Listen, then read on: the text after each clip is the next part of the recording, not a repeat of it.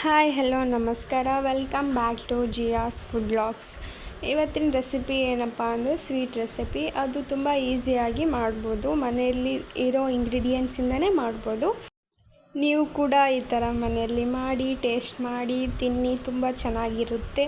ನೀವು ಕೂಡ ಇಷ್ಟಪಡ್ತೀರಿ ಅಂತ ಅಂದ್ಕೊತಿದ್ದೀನಿ.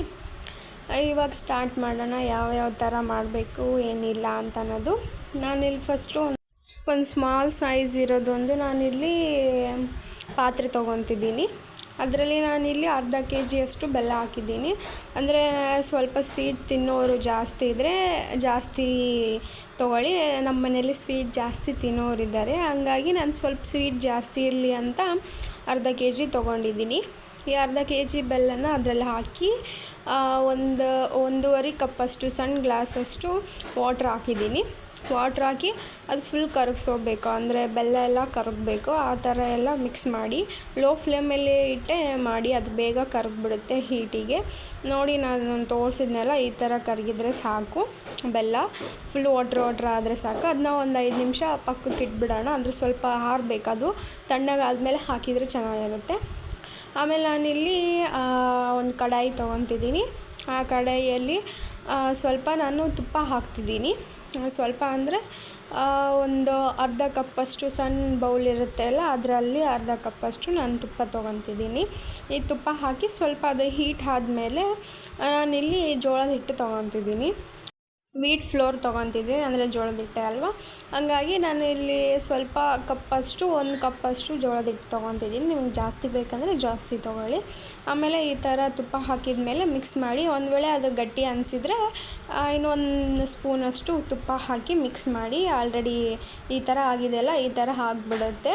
ಈ ಥರ ಆದಮೇಲೆ ನಾವು ಬೆಲ್ಲನ ಕರಗಿಸಿ ಪಕ್ಕಕ್ಕೆ ಇಟ್ಟಿರ್ತೀವಲ್ಲ, ಅದು ತಣ್ಣಗಾದಮೇಲೆ ಲೋ ಫ್ಲೇಮಲ್ಲಿ ಇಟ್ಟು ನಾವು ಈ ಥರ ಹಾಕಬೇಕು. ಅಂದರೆ ಒಂದು ಚಹಾ ಸೋಸೋದಿರುತ್ತೆ ಅಲ್ವಾ, ಜಲ್ಡಿ, ಅದರಿಂದ ಹಾಗೆ ಒಂದು ವೇಳೆ ಅದ್ರ ಮೇಲೆ ಏನಾದರೂ ಇದ್ದರೆ ಹೋಗ್ಬಿಡ್ತಾವೆ. ಆಮೇಲೆ ಈ ಥರ ಮೆಲ್ಲಕ್ಕೆ ಹಾಕಿ, ಅಂದರೆ ಒಮ್ಮೆಲೆ ಹಾಕಬೇಡ್ರಿ, ಮೆಲ್ಲಕ್ಕೆ ಈ ಥರ ಹಾಕಿ ಮಿಕ್ಸ್ ಮಾಡ್ತಾ ಹಾಕಿ. ನಾನು ಹಾಕಿದ್ದೀನಲ್ವ, ಈ ಥರ ಹಾಕಿ ಲೋ ಫ್ಲೇಮಲ್ಲಿ ಇಟ್ಟೆ ಮಿಕ್ಸ್ ಮಾಡಿ. ಅಂದರೆ ಅದು ಹೈ ಫ್ಲೇಮಲ್ಲಿ ಇಟ್ಟರೆ ಬೇಗ ಗಟ್ಟಿ ಆಗಿಬಿಡುತ್ತೆ, ಹಂಗಾಗಿ ಲೋ ಫ್ಲೇಮ್ ಇಟ್ಟು ಮಿಕ್ಸ್ ಮಾಡಿ. ನಾನು ತೋರಿಸ್ತಿದ್ದೀನಲ್ವ, ಈ ಥರ ಮಾಡಿದರೆ ಸಾಕು. ತುಂಬ ಚೆನ್ನಾಗಿರುತ್ತೆ, ಈಸಿಯಾಗಿ ಕೂಡ ಮಾಡ್ಕೋಬೋದು, ಬೇಗ ಮಾಡ್ಬೋದು. ಮನೆಯಲ್ಲಿರೋ ಇಂಗ್ರೀಡಿಯೆಂಟ್ಸ್ ತೊಗೊಂಡೇ ಮಾಡ್ಬೋದು. ಆದರೂ ಬೆಲ್ಲದಿಂದ ಸ್ವೀಟ್ ಅಂದರೆ ತುಂಬ ಆರೋಗ್ಯಕ್ಕೆ ಕೂಡ ಒಳ್ಳೆಯದಲ್ವ, ಸಕ್ಕರೆಗಿನ ಬೆಲ್ಲನೇ ಚೆನ್ನಾಗಿ. ಹಂಗಾಗಿ ನಾನಿಲ್ಲಿ ಬೆಲ್ಲ ತೋರಿಸ್ತಿದ್ದೀನಿ. ನಾನು ಹಾಕ್ತಿದ್ದೀನಲ್ವ, ಈ ಥರ ಸ್ವಲ್ಪ ಹಾಕಿ, ಅದು ಬೆಲ್ಲ ಅಷ್ಟು ಹಾಕಿ ಪರವಾಗಿಲ್ಲ. ನಿಮಗೆ ಬೇಡ ಅಂದರೆ ನೋಡಿ, ಸ್ವೀಟ್ ನಿಮಗೆ ಒಂದು ಸಾರಿ ಟೇಸ್ಟ್ ಮಾಡಿ ನೋಡಿ, ಕರೆಕ್ಟ್ ಅನಿಸಿದರೆ ಬಿಟ್ಬಿಡಿ. ಇಲ್ಲ ಕಮ್ಮಿ ಹಾಕಿದ್ರೆ ಅಂದರೆ ಈ ಥರ ಹಾಕಿ ಮಿಕ್ಸ್ ಮಾಡಿ ಅಷ್ಟೇ, ಇದರಲ್ಲಿ ಏನಿಲ್ಲ.